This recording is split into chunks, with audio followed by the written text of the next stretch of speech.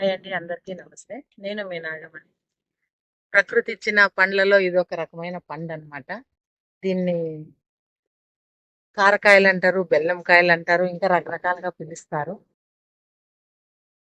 ఈ కారపండ్ల చెట్టు మీకు చూపిస్తున్నాను కదా, ఇది ప్రకృతి ఇచ్చిన ఒక వరం అనమాట మనకి పండ్లల్లో.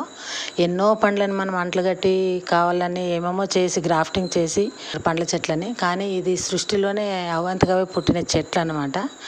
ఇవి మన కాయలు ఎలా ఉంటాయంటే చూడండి, ఈ ఆరెంజ్ కలర్లో ఉంటాయి, ఆకుపచ్చగా ఉంటాయి అన్నమాట. స్టార్టింగ్ కొంచెము దూరగా అయినప్పుడు ఆరెంజ్ కలర్లోకి వస్తాయి. మనము మాగిన తర్వాత తినాలన్నప్పుడు మన చాక్లెట్ కలర్ వస్తుంది అన్నమాట, బెల్లం కలర్లో. దాని నుంచి మేము దీన్ని బెల్లం పండ్లు అంటాము, కార పండ్లు అంటాం అన్నమాట. ఇవి మనము చెట్టంతా ముళ్ళల్లో ఉంటుందన్నమాట. ఆ కంపలో నుంచే మనం ఆ పళ్ళని తీసుకోవాలి. చూడండి, మీకు ముందు ఒక షార్ట్లో కూడా కలివి పండ్లు అనేది ఒక ప్రకృతి ఇచ్చిన పండ్లు అని చెప్పినాను మీకు.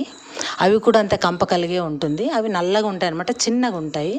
కానీ ఇవి కొంచెము మన శనగిత్తనం కంటే కొంచెం లావుగా ఉంటుంది, కానీ ఈ కలర్లో దోరగా అయినాయి అనమాట. ఇవి మనం పీకి మాగేస్తే మనం బెల్లం కలర్ వస్తుంది.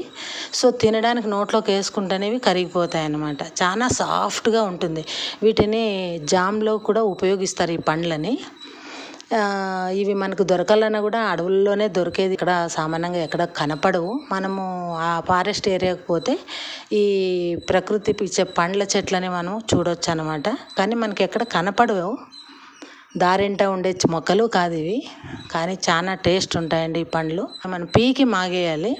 పీకి పెట్టిన మరుసటి రోజే ఇవి మన బెల్లం కలర్లోకి వస్తాయన్నమాట. అవి మనం నోట్లోకి వేసుకుంటేనే స్మూత్గా కరిగిపోతుంది. ఆ విత్తనం మాత్రము బయటకు వస్తుంది, దాంట్లో విత్తనం ఉంటుంది. చూడండి, ఇవి కారపండ్లు అంటే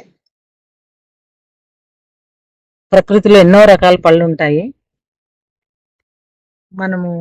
మనకు తెలియని పళ్ళే చాలా ఉంటాయి సృష్టిలోన. సో ఇది ఆరోగ్యానికి కూడా చాలా మంచిది. ఈ వీడియో కనుక మీకు నచ్చినట్లయితే లైక్ చేయండి, షేర్ చేయండి, సబ్స్క్రైబ్ చేయడం మర్చిపోండి.